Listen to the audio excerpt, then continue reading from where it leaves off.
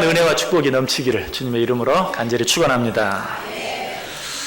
사람은 누구나 형통하는 삶을 살기를 원하죠. 아마 여러분 가운데도 불통하는 삶을 살기를 원하는 사람은 아무도 없을 것입니다. 그런데 정말 놀랍고 감사한 것은 우리 하나님께서도 우리 모두가 형통하는 삶을 살기를 원하신다는 사실이 얼마나 감사해요. 우리가 형통의 삶을 살기를 원하는데 우리 하나님도 우리가 형통의 삶을 살기를 원한다. 그렇다면 우리가 아무것도 염려하고 걱정할 것이 없어요. 우리가 형통하기를 원하고 우리는 형통하기를 원해도 형통하는 삶을 살 수 없을 수도 있어요. 그러나 우리 하나님이 우리가 형통하게 살기를 원한다면 우리 가운데 형통한 삶을 살지 못할 사람이 한 사람도 없어요. 그런데도 상황은 어떻습니까? 사실은 어떻습니까? 우리가 처한 처지는 어떻죠? 우리 가운데 형통의 삶을 살지 못하는 사람들이 많이 있다는 것이 왜 그럴까요? 우리가 형통의 삶을 살기 원하고 하나님께서도 우리 모두가 형통의 삶을 살기를 원하셔서 우리에게 주신 형통의 원리들이 있는데 우리는 형통의 삶을 살기를 원하면서도 그 형통의 원리들이 무엇인지 알려고 하지 않고 또 설령 그 형통의 원리를 안다고 할지라도 그 형통의 원리대로 살지 않는 자들이 너무나 많이 있어요. 그러므로 말미암아 우리가 다 형통하기를 원하고 하나님도 그것을 원하는데도 우리가 형통의 삶을 살지 못할 때가 때가 너무나 많다는 것이 여러분 형통하게 살 수 있는 하나님이 가르쳐 주신 원리들 어떤 원리들이 있습니까? 제일 먼저 여호수아 1장 8절 여러분 같이 한번 찾아보세요. 여호수아 1장 8절 하나님께서 우리에게 주신 첫 번째 형통의 원리 여호수아 1장 8절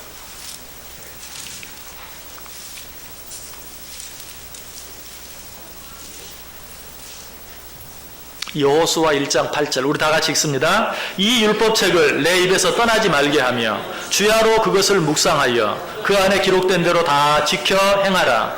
그리하면 내 길이 평탄하게 될 것이며 내가 형통하리라. 아멘. 어떻게 하면?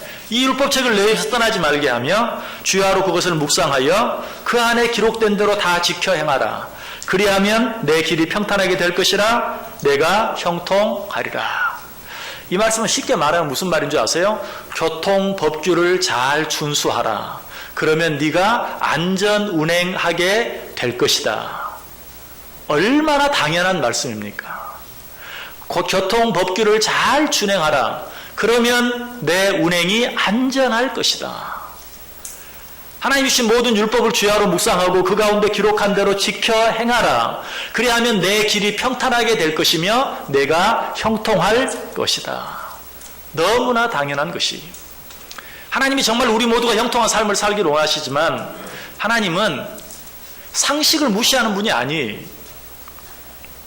여러분 하나님께서 아무리 우리가 형통한 삶을 살기를 원하신다 할지라도 우리가 마땅히 지켜야 할 하나님의 법들을 생각지도 않고 또 지키지도 않는다면 그 하나님 그런 자를 형통하게 살게 해주시는 것은 이미 공의의 하나님이 아닌 우리가 믿고 신뢰할 만한 하나님이 되지 못하는 것이 그러므로 하나님께서는 우리 모두가 형통의 삶을 살기를 원하시는데 그 형통의 삶의 원리로 무엇을? 하나님의 법을 주야로 묵상하고 그 가운데 기록한 대로 지켜 행하라고 말씀하고 있어요. 그래서 시편 1편 복 있는 사람 어떤 사람이 복이 있는가에 대해서 우리에게 이야기하면서도 시편 1편 2절과 3절에 오직 여호와의 율법을 즐거워하여 그의 율법을 주야로 묵상하는도다. 그는 시냇가에 심은 나무가 철을 따라 열매를 맺으며 그 잎사귀가 마르지 아니함 같으니 그가 하는 모든 일이 다 형통하리로다. 어떤 자들이요? 여호와의 율법을 즐거워하여 그 율법을 묵상하는 자. 이런 자는 왜 형통하는가? 마치 그런 자는 시냇가에 심기운 나무와 같아서 철을 따라 과실을 맺고 열매를 맺는 그렇죠. 어쩔 때는 가물 때도 있어요. 어쩔 때는 비가 너무 많이 올 때도 있어요. 그러나 그런 것과 관계없이 어때요? 시냇가에 심기운 나무는 그런 것과 상관없이 철을 따라 과실을 맺는 삶을 살 수 있어요. 누가 형통의 삶을 살 수 있습니까? 누가 상황과 관계없이 형통의 삶을 살 수 있는가? 주의 율법을 주야로 묵상하며 살아가는 자. 왜? 그런 자는 시냇가에 심기운 나무와 같기 때문에.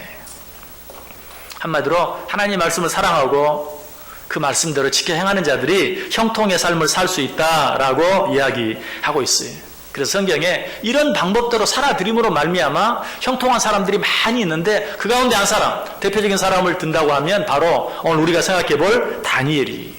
자, 오늘 본문 끝절 28절에 다시 본문으로 넘어가서 28절 보시면 이 다니엘이 다리오 왕의 시대와 바사 사람 고레스 왕의 시대에 형통하였더라. 이 다니엘은 한 왕 밑에서만 형통한 것이 아니라 다리오 왕의 시대와 바사 사람 고레스 왕의 시대에 형통하였더라. 여러분, 이 당시는 한 왕 밑에서, 한 왕조 속에서 형통하기도 쉽지 않아요. 정말 왕 밑에 있는 자들의 목숨이 파리 목숨 같아요. 그래서 언제 어떻게 될지 알지 못해요. 요즘에도 어때요? 현대에도 정치 생명을 보세요. 정말 무소불위의 권위를 휘두르는 갔다가 어느 날 갑자기 쓰러지고 마는 그런 모습을 우리가 너무나 자주 봐요. 옛날에는 더 말할 필요가 없어요. 옛날에는 오늘날처럼 무슨 삼법이 분리되어 있는 것도, 삼권이 분리되어 있는 것도 아니고 그저 왕이 손가락 하나 내리면 그 자리에서 죽게 되어 있어요. 어쩌면 지금의 북한과 똑같아요. 무소불위의 권세를 가지고 있던 자라도 김정은 눈에 한 번 잘못 들면 그것으로 끝인 것처럼 그보다 더 힘들고 어려운 때에 있었어요. 그런 때에 다니엘은 어땠어요? 한 왕조뿐만 아니라 다리오 왕의 시대와 고레스 왕의 시대를 걸쳐서 형통의 삶을 살았다. 정말 놀라운 형통이죠. 다르게 말하면 환경과 시대를 초월하는 그런 형통의 삶을 살았어요. 다니엘이 어떤 사람이었길래? 여러분, 사실 다니엘은 절대로 그런 삶을 살 만한 사람이 아니었어요. 왜? 그는 이스라엘 백성으로서 노예로 바벨론의 포로로 끌려온 사람이었어요. 노예로. 이스라엘 백성이라는 것만 해도 바벨론 제국에서 형통의 삶을, 그것도 왕 밑에서 두 왕조에 걸쳐서 형통의 삶을 살 이유도 자격도 없는데 이스라엘 백성 가운데서도 노예로, 포로로 바벨론에 끌려온 사람, 이런 사람이 어떻게 두 왕조를 걸쳐서 형통의 삶을 살 수 있는가? 여러분, 다니엘이 어떤 형통의 삶을 살았습니까? 다니엘은 왕 바로 밑에 최고의 권력을 가진 바벨론의 2인자로서의 그런 삶을 살았어요.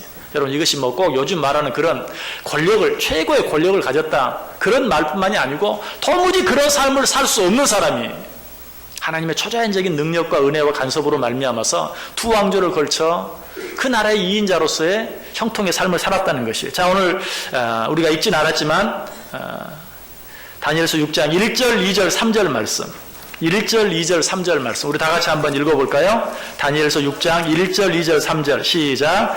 다리오가 자기의 뜻대로 고관 120명을 세워 전국을 통치하게 하고 또 그들이 위에 총리 셋을 두었으니 다니엘이 그 중에 하나이라. 이는 고관들로 총리에게 자기의 직무를 보고하게 하여 왕에게 손해가 없게 하려 함이었더라. 다니엘은 마음이 민첩하여 총리들과 고관들 위에 뛰어남으로 왕이 그를 세워 전국을 다스리게 하고자 한지라. 당시에 이 바벨론, 넓은 바벨론 제국을 왕이 어떻게 다스렸는가? 고관 120명, 120방백을 세워서 그 땅을 나누어 다스리게 했어요. 그리고 그 120명 위에 3명의 총리들을 두었어요. 그러니까 정확히는 알 수 없지만 예를 들면 40방백씩, 40방백, 40방백, 40방백씩 세 총리들이 다스리게 하였다. 그 세 총리들 가운데 한 사람이 누구예요? 다니엘이. 그런데 이 다니엘은 어때요? 그 세 총리들 가운데서도 가장 뛰어났다. 가장 위에 있었다. 그래서 꼭 옛날 우리의 정치로 말하면 영의정, 좌의정, 우의정 가운데 영의정의 자리에 그가 있었다라는 것을 우리에게 이야기하고 있어요. 그러나 아까 말씀드렸던 것처럼 다니엘이 이처럼 형통의 삶을 살았지만 그의 삶은 어때요? 사실은 포로로 잡혀와서 노예의 삶을 살았던 그 가운데서 하나님의 특별한 은혜로 형통하게 되었다는, 여러분, 그래서 형통의 삶, 형통의 삶을 산다 하는 것이 그 어떤 고난도 당하지 않는다라는 말로 생각하면 안 돼요. 우리는 항상 그렇게 생각할 때가 참 많아요. 형통의 삶, 하나님이 도와주시는 삶, 하나님이 함께하는 삶, 평탄한 삶, 그렇게 생각할 때 우리는 어떤 고난도 없는, 그러나 오늘 다니엘이 누린 형통도 어쩌면 인간이 당할 수 있는 최고의 고난, 이스라엘 사람으로 타국의 포로로 그것도 노예로서의 삶을 살았던 그런 고난 위에 주어진 형통이었다는 사실을 꼭 기억해야 돼요. 여러분, 우리가 하나님 주신 어떤 은혜, 어떤 축복, 어떤 형통을 생각할 때도 하나님께서 그러한 것들을 고난 후에 혹은 고난과 함께 주실 수 있다는 사실을 꼭 기억할 수 있어야 돼요. 자, 그런 고난에도 불구하고, 그런 어려운 시간에도 불구하고, 그런 환경에도 불구하고 다니엘 어떻게 형통의 삶을 살 수 있었는가? 어떻게 형통의 사람이 될 수 있었는가? 먼저 우리가 꼭 기억해야 될 것은 다니엘은 매사에 우선순위가 분명했어요. 무엇이 먼저이고 무엇이 나중인가가 분명했어요. 여러분, 형통의 삶을 살기를 원하십니까? 오늘 다니엘에게 이 사실을 배우세요. 우선순위를 분명히 하자. 무엇이 먼저이고 무엇이 나중인가를 분명히 하면 그 삶이 형통의 삶을 살게 되는 것이, 여러분, 세상에서 일을 할 때도 마찬가지예요. 어떤 일들을 원활하게 해나가기 위해서는 먼저 해야 할 일과 나중에 해야 할 일을 구별할 줄 알아야 돼요. 여러분, 여러분의 삶이 너무 뒤죽박죽이고 정신이 없다, 이런 생각이 드십니까? 그렇다면 내가 내 삶의 우선순위를 분명히 하고 있는가? 여러분, 심지어 부엌에서 설거지 하나를 한다 할지라도 무엇을 먼저 닦고 무엇을 나중 닦아야 하는 것을 분명히 알아야 그것도 쉽게 질서 있게 되는 거예요. 나중에 해야 될 거 먼저 하고 먼저 해야 될 걸 나중 하면 그런 몇 개 되지도 않는데도 정신이 없어요. 우리 주부님들 동의하시죠? 마찬가지. 그런데 그보다 복잡한 삶은 어때요? 두말할 필요가 없어요. 먼저 해야 할 일과 나중 할 일을 분명히 구분할 때 비로소 거기에 형통의 삶이 주어지는 것이, 영적인 삶은 더 말할 필요가 없어요. 정말 우리가 형통의 삶을 살기를 원한다면 무엇을 먼저 무엇을 나중 해야 하는가 분명히 알아야 돼. 그래서 예수님께서도 우리에게 형통의 원리를 가르쳐 주시는데 어떻게 말합니까? 너희는 먼저 그의 나라와 의를 구하라. 그리하면 이 모든 것을 너희에게 더하시리라. 모든 것을 더하시는 삶. 여러분, 이 삶이 어떤 삶이에요? 그게 삶이 형통한 삶이에요. 너희에게 필요한 모든 것을 더해주는 삶. 이게 바로 형통이죠. 그 형통이 언제 온다고요? 먼저 그의 나라와 의를 구할 때. 여러분, 먼저 할 일을 먼저 하고 나중 할 일을 나중 하면 반드시 우리의 삶은 형통하게 되어 있어요. 자, 그럼 다니엘은 어떤 우선순위로 삶을 살았습니까? 첫 번째로, 그는 사람을 의지하기 전에 먼저 하나님을 의지할 줄 알았어요. 이게 너무 당연한 것이죠. 다니엘이 왜 형통의 삶을 살았는가? 사람을 의지하기 전에 먼저 하나님을 의지했다. 오늘 본문에 보면 다니엘이 정말 탁월한 사람이었어요. 그래서 사람들이 그 다니엘을 쓰러뜨리기를 원했어. 자, 120방백을 세웠는데 그 120방백 가운데 가장 뛰어난 사람들을 세 총리로 세웠어요. 그리고 그 세 총리들 가운데 가장 뛰어난 한 사람을 온 나라 위에 세워서 그들을 다 다스리게 하려고 했어요. 그가 누구였어요? 다니엘이었어요. 그러니까 다니엘은 세 총리들, 나머지 두 총리들의 시기를 받게 되고 120방백들의 시기도 받게 되고 결국은 어떻게 해서든지, 아니 저 이스라엘 백성이, 아니 포로로 노예로 끌려온 주제에 바벨론 제국의 제2인자가 된다니, 아니 우리를 위해 선다니 하는 그런 시기, 미움, 질투를 받게 되었어요. 그래서 사람들이 그를 쓰러뜨리기 위해서 온갖 갖가지 음모를 꾸밉니다. 자, 4절 말씀. 자, 다니엘서 6장 4절 우리 같이 읽습니다. 이에 총리들과 고관들이 국사에 대하여 다니엘을 고발할 근거를 찾고자 하였으나 아무 근거, 아무 허물도 찾지 못하였으니 이는 그가 충성되어 아무 그릇됨도 없고 아무 허물도 없음이었더라. 여러분, 세상에 어떤 말이 있죠? 털어 먼지 안 나는 사람 없다. 얘들도 그렇게 생각했어요. 다니엘, 지가 아무리 똑똑하고 잘나고 아무리 깨끗해도 털면 먼지 안 나는 사람 어디 있냐? 털어보자. 그리고 털었어요. 그런데 어때요? 그럼에도 불구하고 아무것도 나오지 않는 거예요. 아무런 실수나 잘못이나 허물도 나오지 않아요. 왜 그랬을까요? 잘못하지 않았기 때문에. 정말 깨끗한 삶을 살았어요. 그러자 이들이 어떻게 합니까? 그래, 지금 현재 법에 네가 걸리는 것이 하나도 없다면 네가 걸릴 만한 새 법을 만들면 되지. 그래서 다니엘을 얽어맬 수 있는 법을 새로 만들기로 합니다. 6절, 7절, 8절. 자, 3절 우리 같이 읽습니다. 이에 총리들과 고관들이 모여 왕에게 나아가서 그에게 말하되 다리오 왕이여 만수무강하옵소서. 나라의 모든 총리와 지사와 총독과 법관과 관원이 의논하고 왕에게 한 법률을 세우며 그 금령을 정하실 것을 구하나이다. 왕이여 그것은 곧 이제부터 30일 동안에 누구든지 왕 외에 어떤 신에게나 사람에게 무엇을 구하면 사자굴에 던져 넣기로 한 것이니이다. 그런즉 왕이여 원하건대 금령을 세우시고 그 조서에 왕의 도장을 찍어 메대와 바사에 고치지 아니하는 규례를 따라 그것을 다시 고치지 못하게 하옵소서 하며. 다니엘을 쓰러뜨리기 위해서 만든 새 법이 어떤 법이었어요? 누구든지 왕 외에 다른 어떤 사람이나 신에게 앞으로 30일 동안 무엇을 구하거나 부탁하면 사자굴에 집어 던져 넣는. 이 사람들이 왜 이런 법을 만들었어요? 다니엘이 하나님을 믿는 것을 알았어요. 다니엘이 항상 하나님께 기도하는 것을 알았어요. 그래서 우리가 이 법을 세워놓으면 그는 틀림없이 계속해서 하나님 앞에 나가서 기도할 것이고, 그러면 그는 여지없이 우리 계략에 말려들게 된다.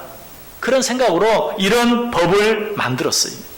왕도 좋아하죠. 왜? 왕에게 다른 어떤 신에게나 사람에게나 무엇을 구하지도 못하게 하고 기도하지도 못하게 하고 오직 왕에게만. 얼마나 왕에게 좋은 법이. 참 악한 자들이 머리를 쓰는 걸 보면요 정말 대단해요. 여러분들을 괴롭히고 여러분들을 쓰러뜨리려고 하는 악한 자들이 혹 있으니까 여러분 절대 선한 자들은 머리로 그런 자들을 이길 수가 없어요. 그런 자들의 머리를 쓰는 거 보면 정말 비상해요. 오늘 다니엘을 쓰러뜨리려고 하는 자들 보세요. 정말 비상해요. 생각지도 못했던, 정말 걸려 넘어지지 않을 수 없는 법을 만들어 놓고 다니엘을 잡아 넣으려고 하는, 죽이려고 하는 그런 모습을 보게 돼요. 여러분 이때는 어떻게 해야 돼요? 하나님의 지혜를 구하는 것밖에 없어요.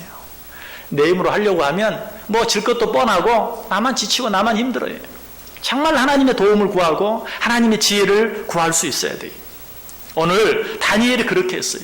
다니엘이 도무지 빠져나갈 수 없는, 인간의 방법으로 헤어날 수 없는 이런 위기 가운데서 그는 어떻게 했습니까? 여러분 같으면 어떻게 하겠어요? 저 같으면 다리오 왕을 찾아갔을 것 같아요. 왜? 다리오 왕이 자기를 정말 사랑하는 걸 알았거든요. 다리오 왕도 그 법이 다니엘을 잡기 위한 법이라는 걸 알았으면 허락을 안 했을 거예요. 근데 거기까지 미처 생각 못 했어요.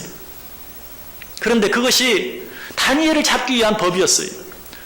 우리가 왕의 모습을 통해 알게 되죠. 다니엘이 그 일로 끌려 들어갔다는 사실을 알게 되고 어때요? 그래서 사자굴에 할 수 없이 자기 자신만 던져놓고 나서 밤잠을 이루지 못했다고 그러잖아요. 그렇다면 여러분 어때요? 이런 왕의 마음을 아는 다니엘이 제일 먼저 어떻게 했을 것 같아요? 어떻게 하는 게 지혜로운 것 같아요? 자기를 그렇게 아끼고 사랑하는 다리오 왕을 찾아서 사람들의 계략, 저들이 지금 나를 죽이기 위해서 이런 계략을 쓰고 이런 법령을 만들어서 왕으로 하여금 거기에 도장을 찍게 한 것입니다. 그러면 왕이 내 이놈들 그렇게 할 수도 있잖아요. 그러나 다니엘은 마땅히 모든 사람들이 생각할 수 있는 것이지만 왕에게 찾아갈 수 있고 왕의 도움을 구할 수 있는데도 다니엘은 그렇게 하지 않았어요. 제일 먼저 누구를 찾아가요? 하나님을 찾아가요. 10절 보세요. 다니엘이 이 조서에 왕의 도장이 찍힌 것을 알고도 자기 집에 돌아가서는 윗방에 올라가 예루살렘을 향한 창문을 열고 전에 하던 대로 하루 3번씩 무릎을 꿇고 기도하며 그의 하나님께 감사하였더라. 왜? 이것이 다니엘의 우선순위. 위기에 처했을 때, 어려운 가운데 처했을 때, 내 힘으로 해결할 수 없는 문제를 만났을 때, 세상에 가장 힘이 있고 권력이 있는 사람이라 할지라도 사람을 향해 나아가지 아니하고 누구에게? 하나님을 향해 나아가는, 하나님의 도움을 구하는, 하나님의 지혜를 구하는, 이것이 다니엘의 우선순위였어요. 사람을 찾아가고 사람의 도움을 구하면요 일시적으로 형통하는 것처럼 느껴질 때가 있어요. 일이 쉽게 되는 것 같아요. 왜? 사람은 눈에 보이는 사람이잖아요. 정말 힘 있는 사람이 옆에서 잠깐 도와주면 일이 잠깐 풀리는 것 같아요. 그러나 사실은 그것이 어떻게 보면 더 크게 꼬이는 일이 될 수도 있어요. 그런 일들 많이 있죠. 여러분 사실은 세상에서 일어나는 청탁이라든가 이런 일들이 다 그런 거 아닙니까? 청탁에서 쉽게 문제가 해결되는 것 같아요. 잘 된 것 같아요. 아마 내 자녀가 청탁 한번 했더니 도무지 들어갈 수 없는 자리에 취직이 됐어요. 그러다가 나중에 어때? 가문 전체가 망하는 그런 일들이 있어요, 없어요? 사람에게 도움을 구하는 일이 그래요. 잠시 일시적인 형통을 누리는 것 같지만 결국은 영원한 멸망에 기를 수밖에 없어요. 그렇다면 시대와 환경을 초월한 변함없는 형통을 누리기 위해서는 어떻게 해야 되는가? 변함없는 하나님을 찾아가야 돼. 변함없는 하나님을 의지해야 돼. 변함없는 하나님만을 신뢰할 수 있어야 돼. 여러분 성경 한번 찾아보겠습니다.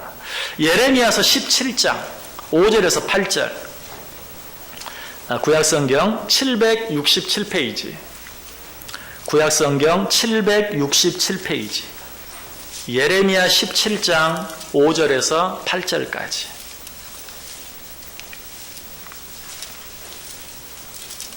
예레미야 17장 5절에서 8절.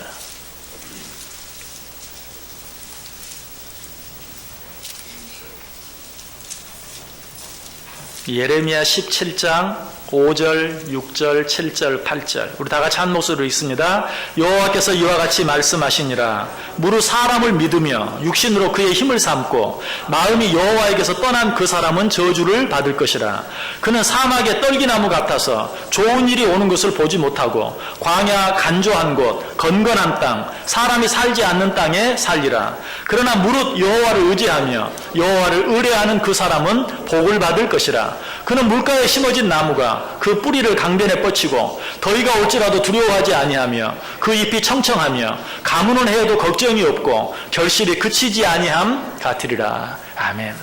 여기 보면 사람을 의지하는 자, 사람을 믿으며 육신으로 그의 힘을 삼고 살아가는 자, 이런 자들은 어때요? 마치 물이 없는 사막과 같은 간조한 땅, 건조한 땅, 간간한 땅, 이런 땅에 사는 것과 같은 삶을 살게 될 것이다. 그러나 하나님을 의지하고 신뢰하며 사는 자는 아까 시편 1편에서 했던 것처럼 그러한 자는 강변에 뿌리를 뻗치고 더위가 올지라도 두려워하지 아니하며 그 잎이 청청하며 가무는 해에도 걱정이 없고 결실이 그치지 아니할 것이다. 뭘 말해요? 시대와 환경을 초월한 형통의 삶을 살게 될 것이다. 누가? 아무리 다급한 일이 생겨도 먼저 사람에게 달려가지 아니하고 하나님께 달려가는 자, 먼저 사람을 의지하지 아니하고 하나님을 의지하는 자가 바로 이런 삶을 살게 될 것이다. 제가 자주 드리는 말씀이 있죠. 사람은 신뢰의 대상이 아니다. 사람은 뭐라고요? 사랑의 대상이다. 사랑해야 될 대상을 신뢰하며 사는 자는 반드시 넘어지게 돼 있어요. 반드시 실패하게 돼 있어요. 최소한 반드시 상처를 받게 돼 있어요. 왜? 사람은 신뢰의 대상이 아니라 사랑의 대상인데 사랑하기보다도 믿고 의지하며 살다가 상처를 받게 되고 좀 더 심하게는 패망하고 마는 거예요. 쓰러지고 넘어지고 마는 것이 오늘 그걸 이야기. 의지할 자를 의지하라. 신뢰할 자를 신뢰하라. 누가 의지할 자이고 누가 신뢰할 자입니까? 하나님이. 다니엘은 그걸 알았어요. 이 우선순위를 알았어요. 사람에게 달려가기 전에 먼저 하나님께 달려가야 한다는, 사람에게 도움을 구하기 전에 먼저 하나님께 도움을 구해야 한다는 사실을 알았어요. 그로 말미암아 그는 성경이 약속한 대로 시대와 환경을 초월한 형통의 삶을 살게 되었다. 두 번째, 똑같은 내용이지만 조금 표현을 달리해서 다니엘이 가졌던 또 하나의 우선순위는 무엇인가? 사람을 두려워하지 아니하고 하나님을 두려워했어요. 사람을 두려워하는 것이 아니라 하나님을 경외하는 삶을 살았다. 지금 아까 본문 보세요. 그 바벨론 제국에 힘 있는 사람은 다 언급됐어요. 그 사람들이 다 힘을 합해서 다니엘을 무너뜨리려고 해요. 그러나 이런 가운데서도 다니엘은 전혀 사람을 두려워하지 않았어요. 그래서 그들과 타협하려고 하지 않았어요. 만약 다니엘이 그들을 두려워했다면 아마 이런 방법을 제안했을 거예요. 아니, 네가 최고 총리해. 나는 그냥 이 무리들 위에 세 사람 된 것만으로도 감사해. 난 이스라엘 사람이고 나는 포로였고 노예였고 당연히 이 바벨론 제국에 원래 사람들이 해야지 하고 그 자리 양보하면서 타협할 수도 있었을 거예요. 아니면 뭐 새 총리 아니면 뭐 나는 120 방백 가운데 하나만 돼도 돼. 아니, 그것도 필요 없어. 나 살고 봐야 되는데. 얼마든지 타협할 수 있었을 거예요. 그러나 그는 그렇게 하지 않았어요. 사람을 두려워하지 않았고 사람과 타협하려고 하지 않았어요. 오직 하나님만 두려워했고 오직 하나님만 경외했어요. 그렇게 할 때 어때요? 그 길이 가장 안전한 길이 되었어요. 성경이 얼마나 이 일에 대해서 잘 말하는지 몰라요. 잠언 29장 25절에 사람을 두려워하면 올무에 걸리게 되거니와 여호와를 의지하는 자는 안전하리라. 사람 의지하다 보면 아까 말씀드렸죠. 더 무서운 올무에 걸리게 돼요. 그러나 여호와를 의지하는 자는 안전하리라. 잠언 14장 27절에도 여호와를 경외하는 것은 생명의 셈이니 사망의 그물에서 벗어나게 하느니라. 참 하나님의 도움은 눈에 보이지 않아서 참 어려울 때 잊어버릴 때가 많아요. 그러나 어떤 사람은 얼마나 빨리 생각나는지 몰라요. 그 사람에게 달려가고 싶고 도움을 요청하고 싶어요. 그렇게만 하면 될 것 같아요. 그러나 성경은 뭐라고 말해요? 여호와를 경외하는 것이 생명의 셈이다. 그것이야말로 사망의 그물에서 벗어나게 한다. 하나님은 자신을 경외하는 자들을 지켜주시고 보호해 주십니다. 시편 34편 7절에서 말해요. 여호와의 천사가 주를 경외하는 자를 둘러 진치고 그들을 건지시는도다. 믿으십니까? 하나님은 하나님을 경외하는 자들을 알아요. 하나님은 당신을 두려워하고 경외하는 자들을 책임져 주세요. 절대 모르는 체 하지 않으세요. 하나님께서는 천사들을 통해서 당신을 경외하는 자들을 둘러 진치고 그들을 건지시는도다. 실제로 하나님께서 다윗을 그렇게 지켜주셨어요.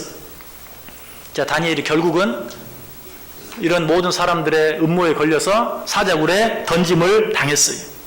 다리오 왕이 밤새 잠을 자지 못하다가 아무것도 먹지 못하고 그 다음날 아침에 새벽같이 그에게 달려갔어요. 그리고 뭐라고 말합니까? 자, 19절 20절 우리 같이 읽습니다. 이튿날에 왕이 새벽에 일어나 급히 사자굴로 가서 다니엘이 든 굴에 가까이 이르러서 슬피 소리질러 다니엘에게 묻되 살아계시는 하나님의 종 다니엘아, 내가 항상 섬기는 내 하나님이 사자들에게서 너를 능히 구원하셨느냐 하니라. 하나님이 정말 너를 구원하셨느냐? 네가 하나님을 두려워했는데, 네가 하나님을 가장 우선으로 삼고 살았는데 그 하나님이 너를 구원하셨느냐 물어요. 자, 다니엘이 뭐라고 대답합니까?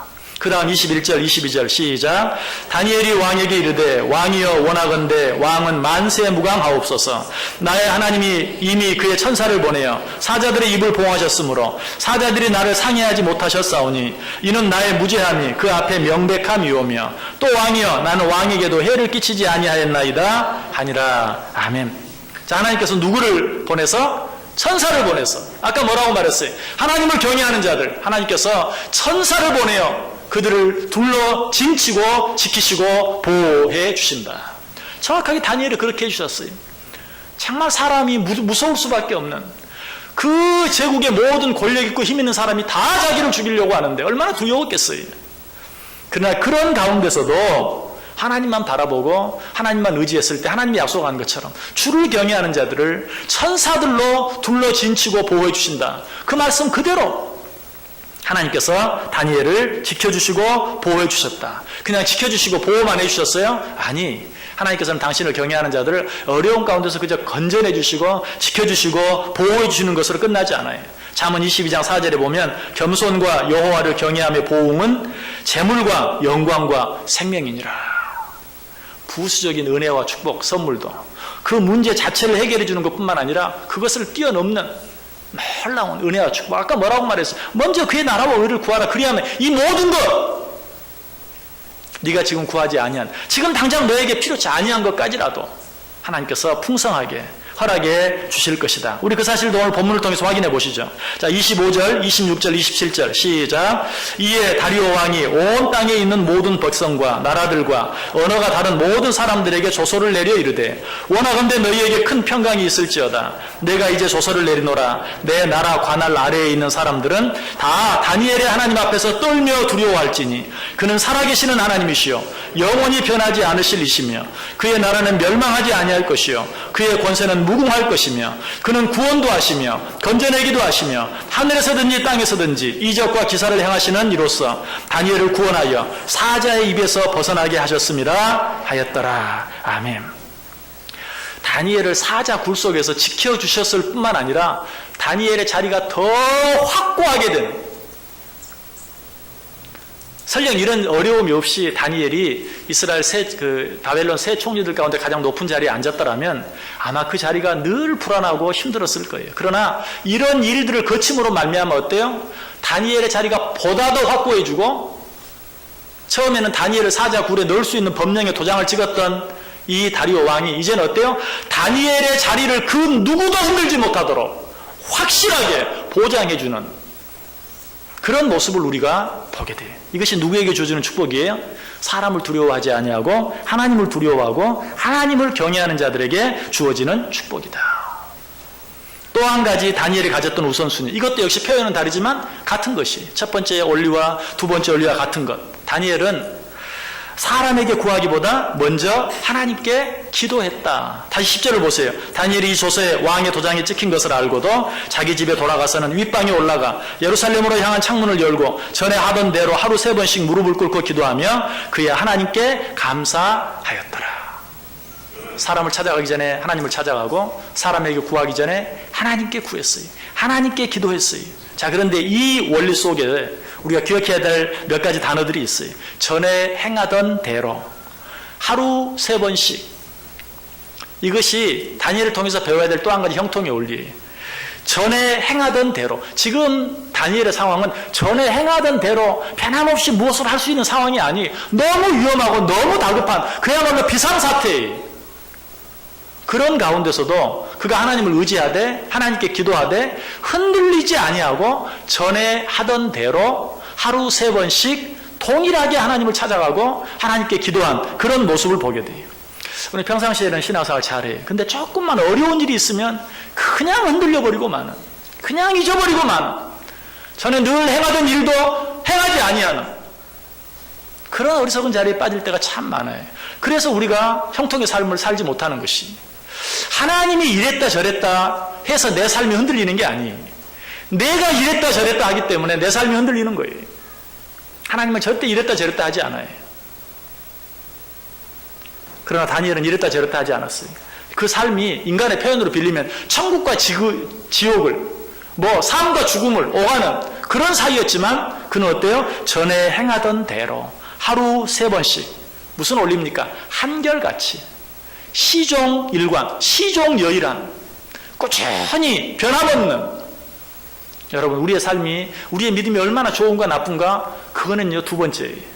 중요한 것은 뭐예요? 한결같은 태도가 중요해요. 신앙생활하는 태도, 교회를 섬기는 태도, 모든 일에 있어서 한결같은 마음이 필요해요.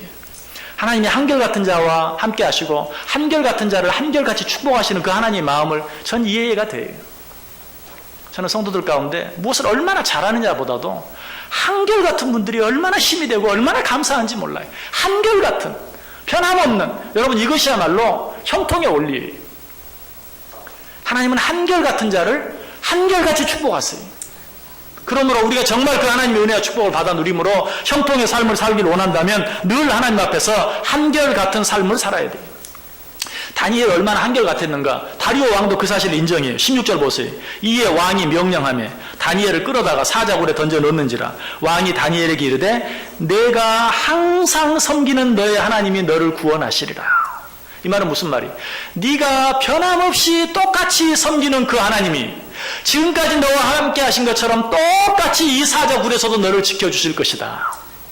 누가 인정해요? 다리오 왕까지도 인정해요. 하나님을 믿지 않았던 다리오 왕까지도 네가 항상 하나님을 섬겼으니 하나님도 너를 항상 지켜주실 것이다. 얼마나 맞는 말인지 몰라요. 여러분 이것은 믿지 않는 자라도 인정할 수밖에 없는 형통의 원리예요. 여러분 어떻게 신앙생활 하십니까? 정말 변함없이 한결같이 꾸준히 우리가 신앙생활 하고 있는지 우리의 삶을 돌아보세요. 나름대로 다 저는 여러분들이 잘하려고 애쓴다는 거 알아요. 그러나 어떤 일 하나 때문에 흔들리고 요동하고 하는, 여러분 그것이 내 삶을 형통하게 하지 못하는, 하나님이 이랬다 저랬다 하시는 것처럼 보여지는 그런 일이 된다는 사실이, 다니엘이 이처럼 하나님 앞에 한결같이 기도하고 한결같이 하나님의 도움을 구할 수 있었던 이유가 무엇입니까? 다니엘서 2장 20절과 21절 보면 다니엘이 말하여 이르되 영원부터 영원까지 하나님의 이름을 찬송할 것은 지혜와 능력이 그에게 있음이로다. 그는 때와 계절을 바꾸시며 왕들을 패하시고 왕들을 세우시며 지혜자에게 지혜를 주시고 총명한 자에게 지식을 주시는도다. 영원부터 영원까지 모든 것들을 다스리시는, 때와 계절을 바꾸시는, 왕들을 패하기도 하고 세우기도 하시는 정말 그야말로 절대자 하나님인 것을 그가 믿었기 때문에 바벨론의 모든 권력 있는 자들이 자기를 넘어뜨리려 한다 할지라도 그는 그 위에 계시는 하나님을 믿었어요. 그래서 그 하나님을 의지하고 그 하나님께 맡길 수 있었다는 것이. 마지막 한 가지만 더, 그만하라고 지금 벨이 울리잖아요. 마지막 한 가지만 더, 다니엘이 형통할 수 있었던 형통의 원리가 무엇인가? 그것은 먼저 감사하는 것이었어요. 어떤 일이 잘 되고 났을 때가 아니라 먼저 감사하는 것이었어요. 다시 10절 보세요. 다니엘이 이 조서에 왕의 도장이 찍힌 것을 알고도 자기 집에 돌아가서는 윗방에 올라가 예루살렘으로 향한 창문을 열고 전에 하던 대로 하루 3번씩 무릎을 꿇고 기도하며 그의 하나님께 감사하였더라. 여러분, 지금 감사할 때가 아니에요. 지금 생명이 경각에 달려있는 그런 때, 지금 사자굴에서 건져냄을 당한 후가 아니에요. 그런데 어때요? 그냥 그는 전에 하던 대로 하루 3번씩 하나님께 기도할 뿐만 아니라 먼저 어때요? 하나님께 감사했어요. 먼저 감사할 줄 아는 것, 형통의 원리입니다. 하나님은 그런 자를 절대 버리지 않으세요. 제가 말씀드렸어요. 감사는 어떤 일의 결과가 아니에요. 감사는 어떤 일을 해결할 수 있는 힘이고 능력이에요. 그래서 감사하면 정말 감사할 수밖에 없는 상황으로 모든 것이 바뀌어져요. 감사에는 그런 힘이 있어요. 다니엘이 왜 형통의 삶을 살았는가? 여러분, 어떤 일의 결과 보고 감사하면요, 오늘은 감사할 만한데 내일은 감사할 수 없어요. 아침까지만 해도 감사했는데 오후에는 왜 이리 꼬이는지 감사할 수 없어요. 어떤 일의 결과에 따라 감사하는 사람은 절대 한결같이 신앙생활 할 수 없어요. 한결같이 신앙생활 할 수 있는 비결은 오직 먼저 감사하는 것뿐이에요. 먼저 감사하는 것이. 그렇게 하면 어때요? 아까 말씀드렸죠. 한결같이 그렇게 하는 자들은 하나님이 한결같이 대해주세요. 하나님이 한결같이 대해준다는 게 뭐예요? 형통하게 될 수밖에 없다는 것이. 여러분, 형통의 삶을 살기를 원하십니까? 사람 의지하지 말고 하나님 의지하세요. 형통의 삶을 살기를 원하신다면 사람 두려워하지 말고 하나님 두려워하세요. 형통의 삶을 살기를 원한다면 사람에게 먼저 달려가지 마시고 하나님께 먼저 달려가세요. 무엇보다 한결같이 변함없이 신앙생활 하세요. 그리고 먼저 감사해 보세요. 그렇게 할 때 저와 여러분의 삶이 형통의 삶이 될 줄 믿습니다. 기도하겠습니다. 하나님, 감사합니다. 형통의 사람 다니엘을 통해서 형통의 원리들 배웠습니다. 이 원리를 기억하고 이 원리대로 살아드림으로 우리 모두의 삶이 형통하게 하여 주옵소서. 예수님의 이름으로 기도드리옵나이다. 아멘.